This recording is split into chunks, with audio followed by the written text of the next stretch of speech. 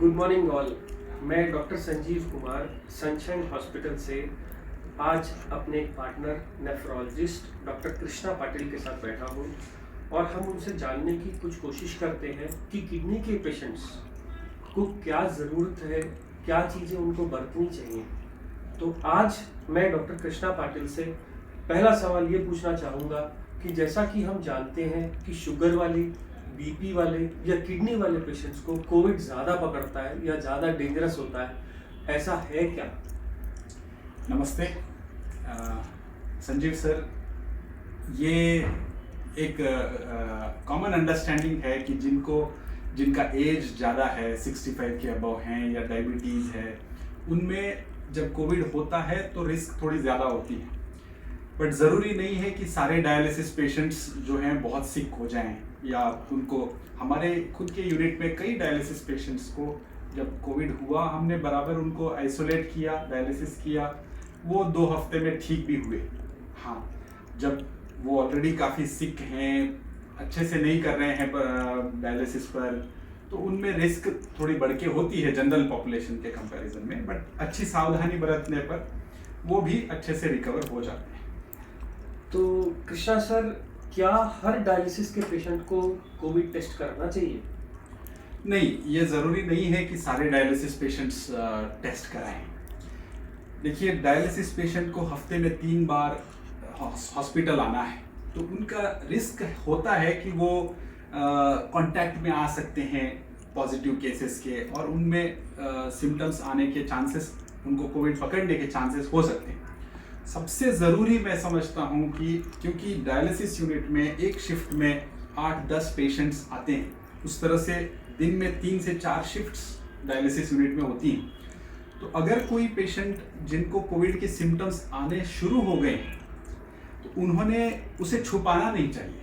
उन्होंने जो है जल्दी से जल्दी अपने डॉक्टर को ये सिम्टम्स के बारे में जिक्र करना चाहिए, ताकि उनको स्क्रीन किया जाए। अगर पॉजिटिव आते हैं तो आइसोलेट किया जाए, ताकि दूसरे पेशेंट्स जो वहाँ पर जमावड़ा होता है डायलिसिस यूनिट में, उनमें वो ना हो, या टेक्नीशियंस को क्रॉस इन्फेक्शन ना हो, जिनकी वजह से और लोगों को हो सके। ये प्रिवेंट करने के लिए जिनको सिम्टम्स आ रहे हैं उनको स्क्रीन करना और आइसोलेट करना ज़रूरी है। सब पेशेंट्स को हम स्क्रीन करेंगे तो भी कब कौन पॉजिटिव आएगा, हम कितनी बार स्क्रीन करते रहेंगे? तो ये प्रैक्टिकल नहीं है कि सबको स्क्रीन किया जाए। तो जनरल रूल के हिसाब से अगर आपको फीवर आ रहा है तो आपको अपने नेफ्रोलॉजिस्ट को पहले बताना है, इससे पहले कि आप डायलिसिस पे जाएं, जिससे कि आपको अच्छे से आइसोलेट कर सकें। क्योंकि कोरोना अब हर दीवार को तोड़ता जा रहा है। डायलिसिस वाले पेशेंट्स अगर जुड़ के रहेंगे, एक दूसरे का ख्याल रखेंगे, तो वो बच सकते हैं इससे। मैं आखिरी सवाल आज कृष्णा सर से पूछना चाहूँगा कि क्या कोई डेफिनेट सजेशंस हैं किडनी पेशेंट्स के जो उन्हें बरतने चाहिए? सर, हर पेशेंट को जो जनरल केयर बाकी लोगों के लिए है वही अप्लाई करता है डायलिसिस पेशेंट्स के लिए भी। सब ने हॉस्पिटल आते समय जो है मास्क ज़रूर लगा कर आएँ। पूरे डायलिसिस सेशन कंप्लीट होने तक मास्क ना हटाएं। हॉस्पिटल के एनवायरनमेंट से वापस जाने तक आपको मास्क रखना है।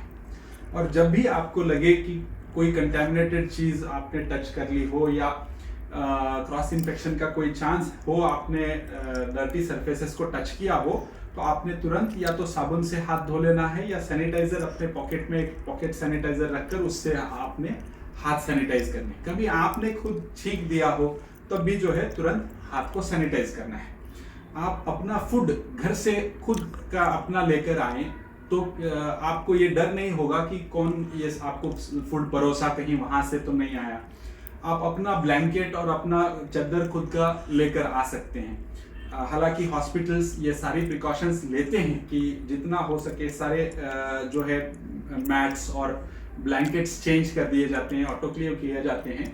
बट फिर भी अपनी तरफ से अपना प्रिकॉशन, एक ब्लैंकेट और एक चादर अपना लेकर आने में कोई दिक्कत नहीं है, तो वो एक एक्स्ट्रा प्रिकॉशन ले सकते हैं। कुछ डायलिसिस यूनिट्स में हम लोग ये भी देख रहे हैं कि HCQS या कॉल्चिसिन नाम की, गाउटनिल नाम की एक टैबलेट डायलिसिस पेशेंट्स को अल्टरनेट डे, माने जिस दिन डायलिसिस है उस दिन गाउटनिल की एक टैबलेट प्रिकॉशनरी मेजर के हिसाब से भी प्रिस्क्राइब की जा रही है, जो रिलेटिवली सेफ है और लिया जा सकता है। क्या कृष्णा सर मेडिटेशन या योगा का भी कोई रोल है इसमें?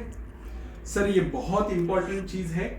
हमारे डायलिसिस पेशेंट्स को एक्सरसाइज इतना इम्पोर्टेंट एस्पेक्ट है उनकी इम्यून सिस्टम को एक्टिवेट रखने का कि मेडिटेशन और एक्सरसाइज से हम हमारे डायलिसिस यूनिट में मेजॉरिटी पेशेंट्स जो हैं आज हेल्दी लाइफ जी रहे हैं, क्योंकि वो रोज कम से कम आधा घंटा मॉर्निंग वॉक और मेडिटेशन कर रहे हैं। एक फेथ जो आपका डी स्ट्रेसिंग मैकेनिज्म होता है कि आपकी बॉडी को जैसे एक अनाथ बच्चा है और एक सनाथ बच्चा है, तो अनाथ आदमी को जो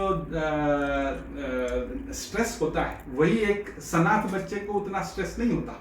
तो एक जुड़ना, अपने फेथ से जुड़ना और खुद मेडिटेशन में अपने कॉन्शियसनेस को डिप करना, ये इतना डी स्ट्रेस कर देता है, इम्यून सिस्टम को जो है ब्रेक डाउन होने से रोकता है। और डायलिसिस पेशेंट्स को मैं ज़रूर ये सजेस्ट करूंगा कि वो रोज कम से कम आधे घंटे का एक्सरसाइज और मेडिटेशन अपने लाइफस्टाइल का दिनचर्या में बिल्कुल इंक्लूड उन्होंने करनी चाहिए। आखिरी, अगर हम लोग मास्क यूज नहीं कर रहे हैं क्योंकि हम एक दूसरे से एक एक हाथ के डिस्टेंस पे बैठे हैं, अगर हम किसी वजह से ये एक हाथ का डिस्टेंस मेंटेन नहीं कर रहे हैं तो हमको मास्क का यूज करना बहुत ज़रूरी है।